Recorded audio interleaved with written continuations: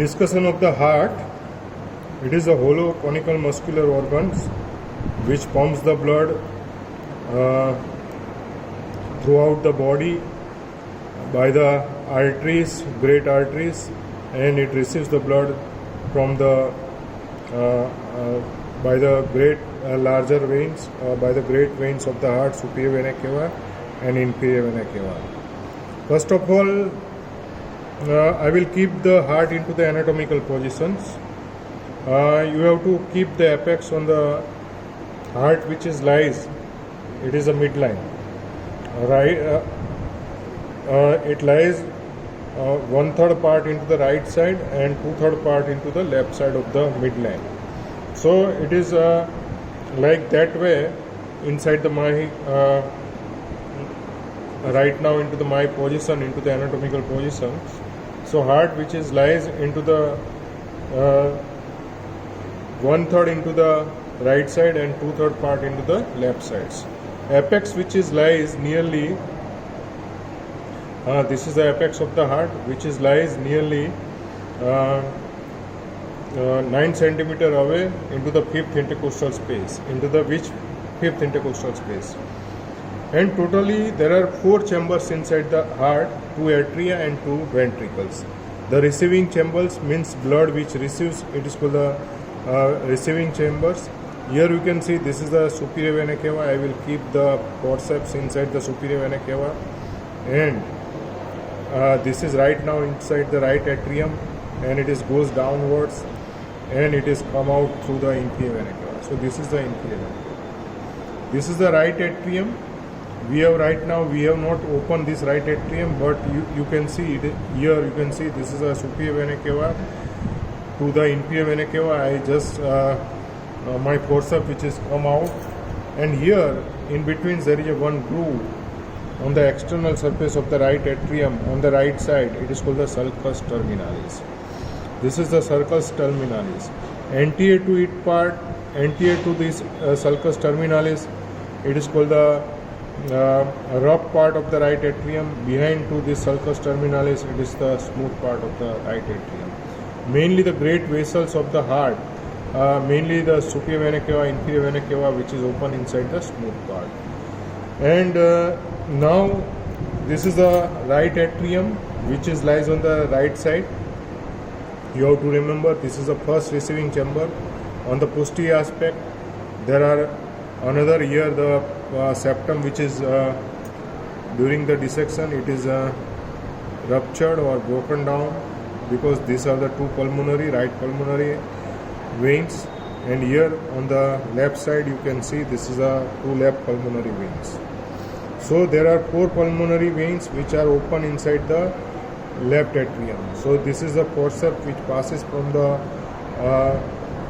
to both the sides. There is a pulmonary veins. It lies on the and the left atrium. Basically, it makes the posteriorly. These are the 2 left atrium and right atrium are the receiving chambers. So both are the receiving chamber, and in between there is a one wall.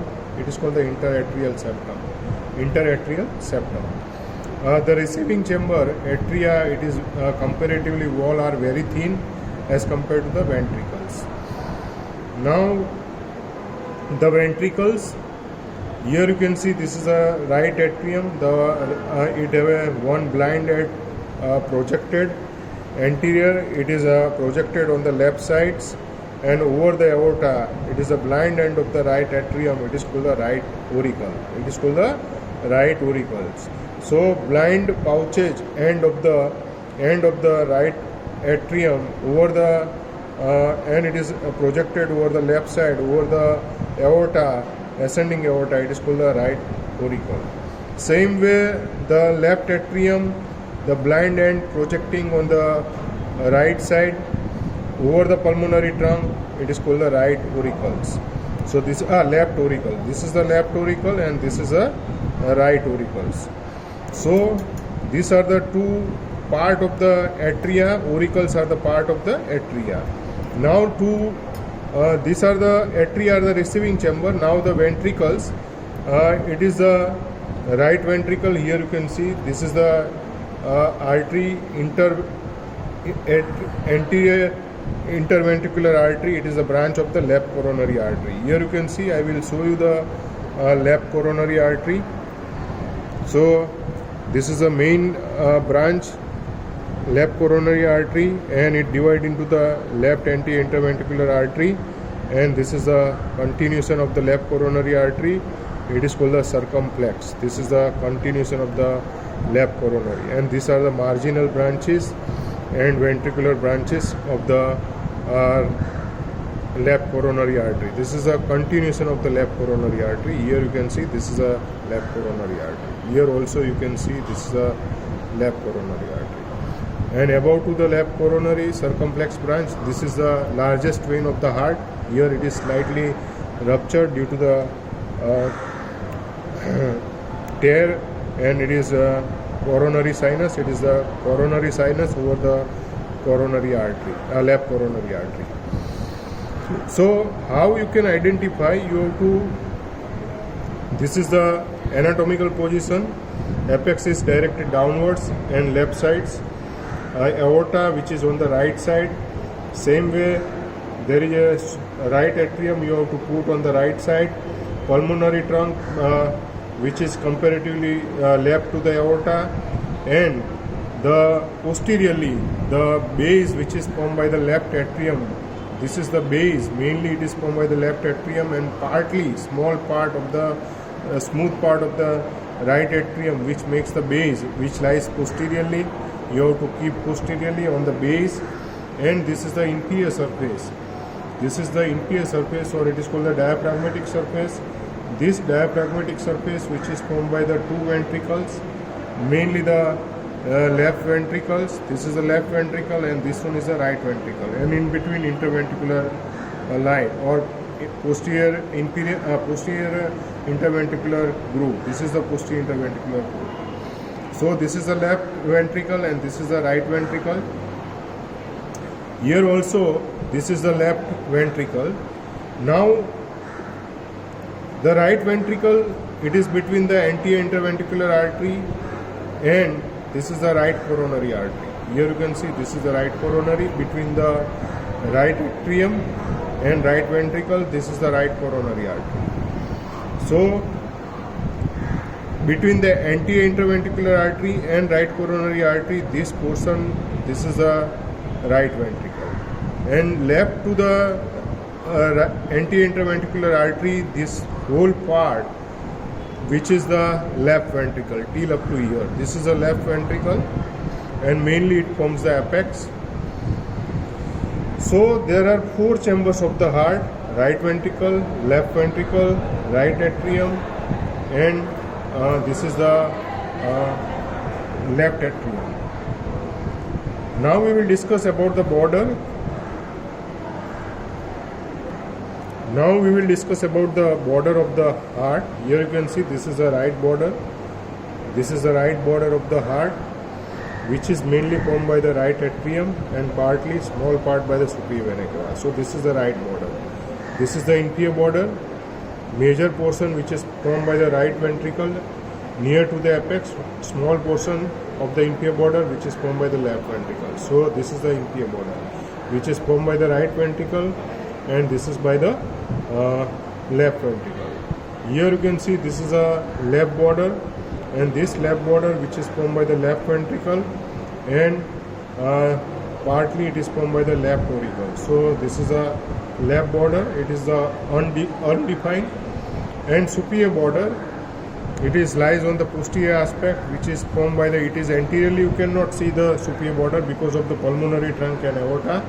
It is formed by the two atria, right atrium and left atrium. It makes a superior border.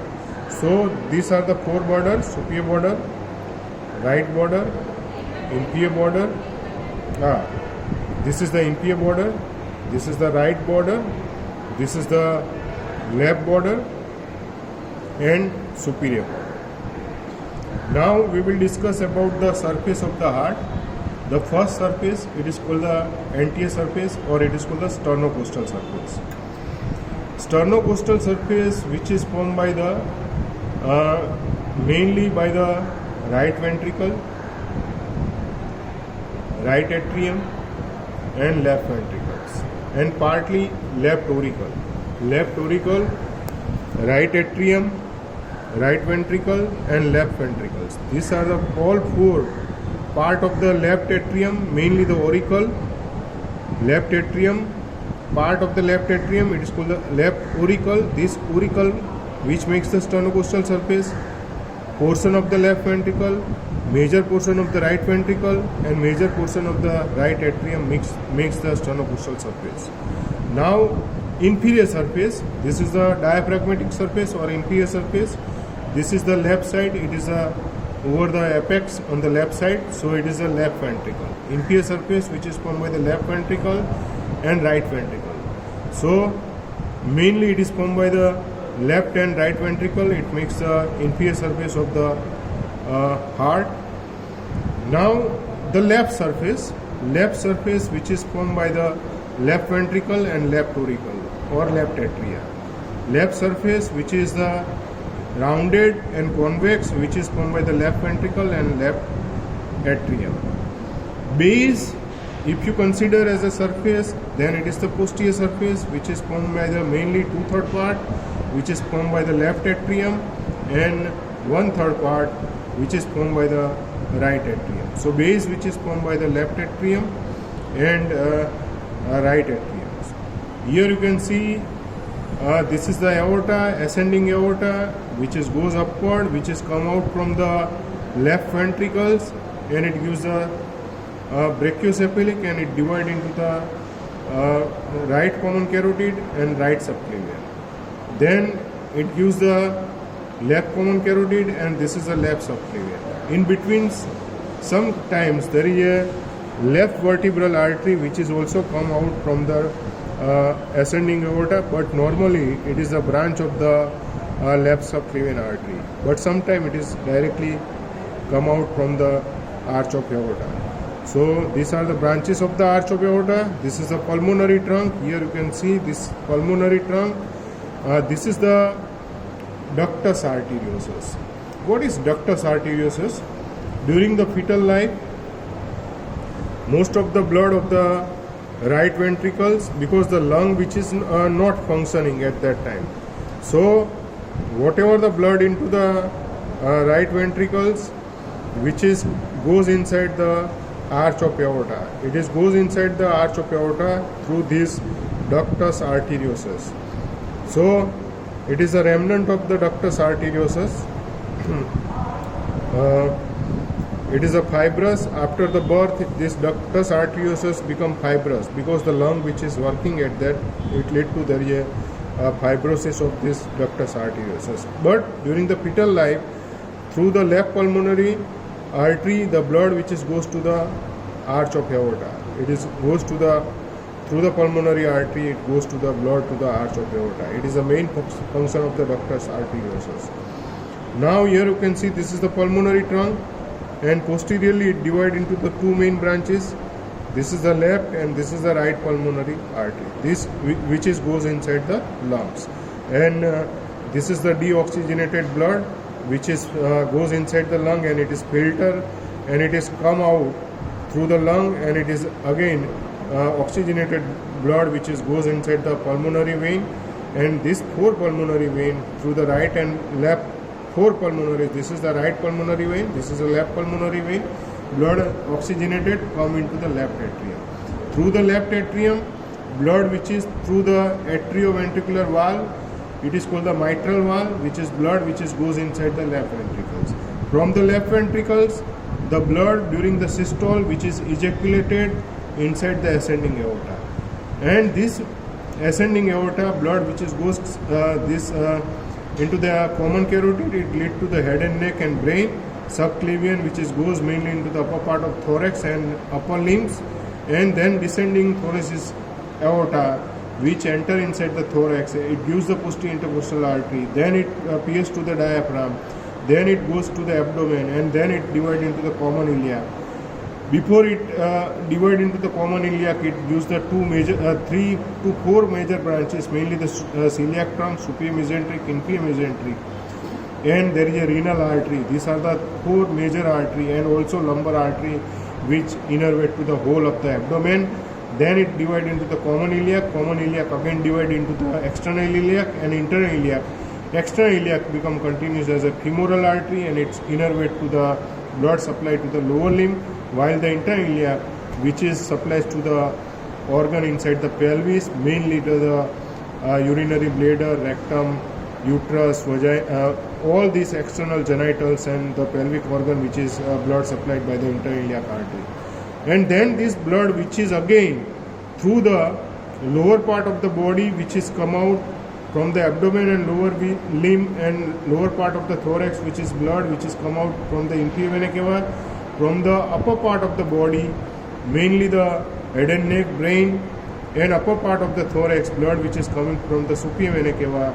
This is the deoxygenated blood enter inside the right atrium, and inside the right atrium blood goes to the right ventricle by the atrioventricular valve. It is called the tricuspid valve, and from the tricuspid right ventricles the blood which is goes again to the pulmonary trunk. It is the deoxygenated blood, and again it is oxygenated inside the lung. So this is the blood circulations of the body and external features of the body. Now these are the external features of the heart. We will discuss in the next demo the right atrium, and after that we will discuss about the ventricles. But right now till up to we will external features of the, these are the external features of the heart. Inside the this is interventricular groove. This is the anterior interventricular artery, and there is along with it there is a vein. It is called the great cardiac vein. It is a great cardiac vein. Between the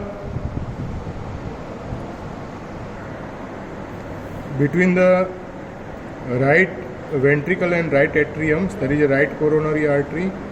Along with it there is a small vein. It is the anterior cardiac vein. And posteriorly into the posterior interventricular groove there is a posterior interventricular artery. Either it may be dominant the left coronary, either it may be dominant the right coronary artery. So it along with it there is a vein. It is called the middle cardiac vein. It is the which vein? Middle cardiac vein. So this is the posterior interventricular groove, and inside there is a posterior interventricular artery. Mainly it is the 65%. It is a branch of the right coronary artery more dominant, but here it is the left coronary artery which is dominant. So this is a branch of the left coronary into the posterior interventricular groove, and it is along with the middle cardiac vein. These are the tributaries of the middle cardiac vein, and it is open inside the coronary sinus. This is the coronary sinus. Here you can see it is the largest vein of the heart, and it is open inside the it receives the blood from the whole of the heart, and it open inside the right atrium. What is the crux of the heart? Crux of the heart which is lies on the posterior surface between the atrioventricular groove, and there is a interventricular groove. Atrioventricular groove, this is the atrioventricular groove, and this is the interventricular groove. So meeting point of the atrioventricular groove and interventricular groove, this is called the crux of the heart. And another thing you have to remember, anterior interventricular artery which is goes downwards and which is anastomosis with the posterior interventricular artery, and it makes the groove. It is called the on the inferior border of the heart. It makes the incisura apicis cordis. So junction of the interventricular groove anteriorly and posteriorly there is a posterior interventricular groove. Meeting point at the inferior border there is a notch. It is called the incisura apicis cordis, and which is lies just right to the apex of the heart. It is right to the apex of the heart, 2 to 3 centimeter right to the apex of the heart. So it is the incisura apicis cordis. So this is about to the external features of the heart. You have to remember the inferior border, right border, upper border, and left border. Sternocostal surface, inferior surface, then left surface, and if you consider the base as a surface, then it is the posterior surface. So these are the external features of the heart.